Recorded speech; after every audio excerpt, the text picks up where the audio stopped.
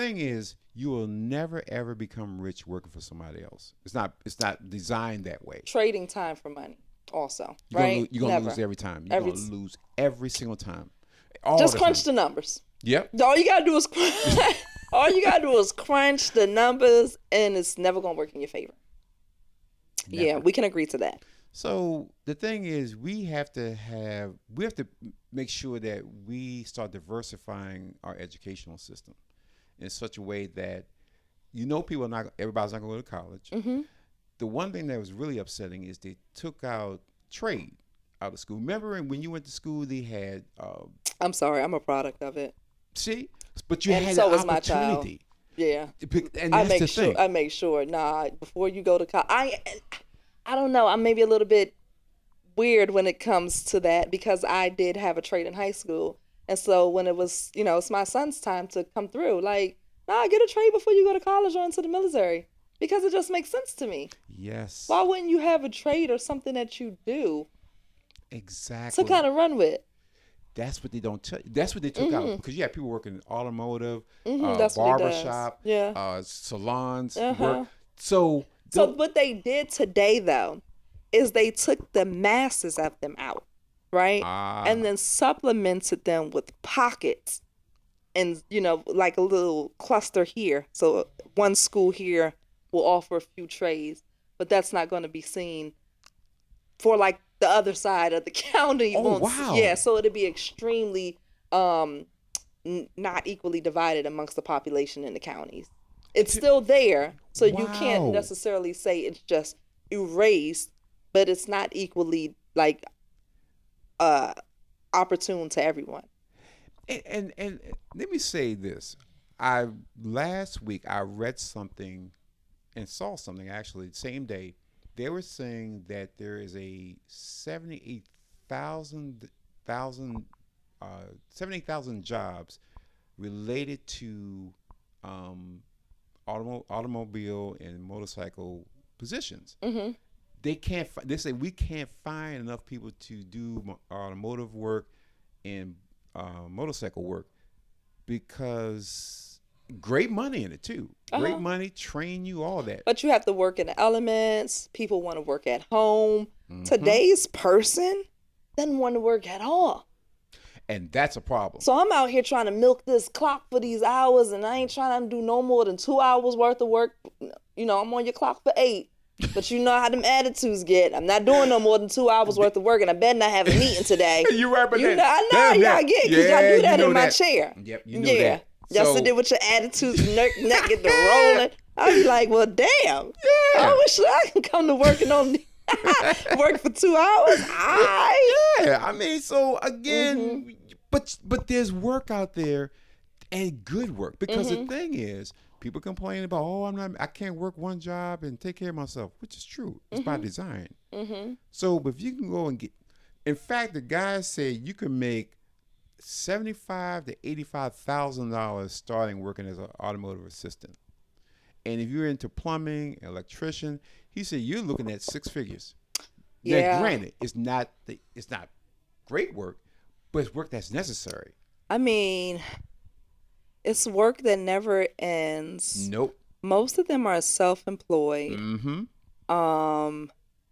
I mean, it's just, I don't want to be like that, but this one of those daddy jobs. I remember my uncle was a plumber, my dad's a contractor. Yes, yes. Your little mechanic, yeah. And we knew that. And those people were the ones you called, you need your hole patched up, you knew who to call, your car needed the oil change, you know who to call because those are the people who do exactly, I mean, even the hairdressers, like you need your hair done, you know who you're calling.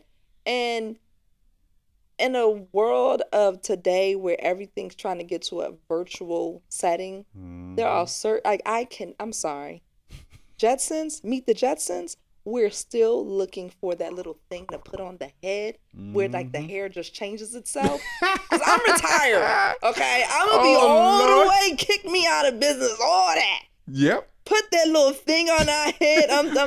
Baby, we in business. And push the button. I mean, curl my locks up and some more stuff. Exactly. Hook me up, But until we find that contraption, there are certain jobs and fields that you just can't put on the World Wide Web. You can't. You got to show up for that oil change, baby. Every single day. A man got to come to your house and get on a ladder still to change out your roof. You're right. You're absolutely right. Because I saw a guy today coming up here. I said, "Oh shit, my neighbor's got to get his roof changed," and it was 3 guys up there change the roof because there's certain things that's just never going to change. Yep. When those pipes burst in the wintertime, oh God, you better know who to call. I'm calling my daddy. Because your dad do everything. He does every damn thing. So yeah, but you got that. Yeah, it's some things where you need and not any old man. No. You need a manly man. There you go. Yeah. He's going to get his hands dirty. Yeah. He's going to do all that stuff, but he's going to make that money. Yeah. And he's worth it. He's damn worth it.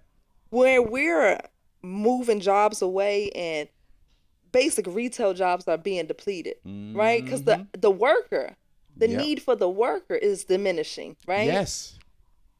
Those jobs, the price to get your stuff changed underneath your hood, that has to increase. It got to. It's gonna.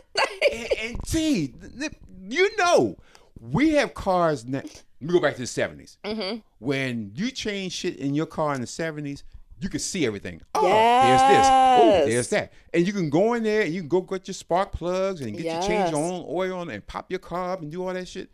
Nowadays, you lift your hood, nothing but one great big plastic box. And whatever you do, you better hook up that car to a computer. But see, today's young man, he's sophisticated.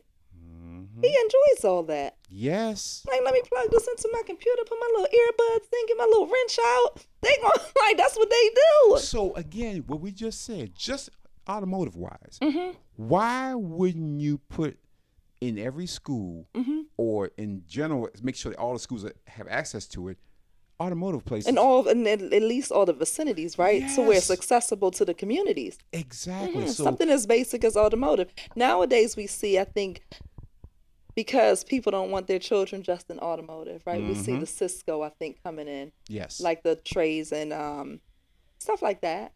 But we're okay with that. Yeah. But again, even that is not very accessible. Absolutely. It's not. It really isn't. But if you look around, everything is changing into computers. But you have to think long term. You have to think not like you're playing checkers, but you're playing chess. If you have a bunch of computers do break. Computers don't stay working all the time. So you need people who's able to fix computers and know what the hell they're doing. Not to mention, you need cybersecurity. You need people that need to know how to put something on your computer. Because every time I turn on my damn computer, because I have all the stuff on there to protect from people stealing and jumping on my computer, all the way over in Russia. Yep. So you need somebody who understands how to put this on your computer, how to protect your computer, how to get your information if your information gets lost.